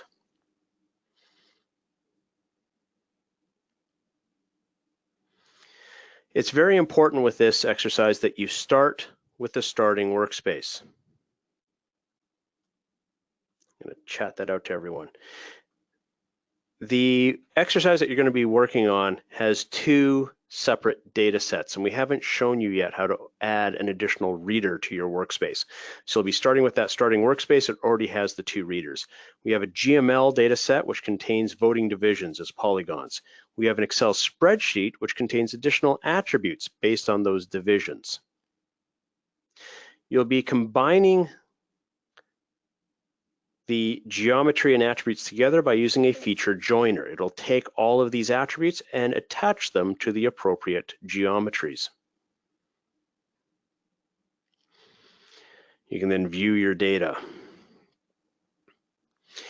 You'll then be doing a bunch of calculations for voter turnout, rounding the attributes, and then writing it out to your output feature types.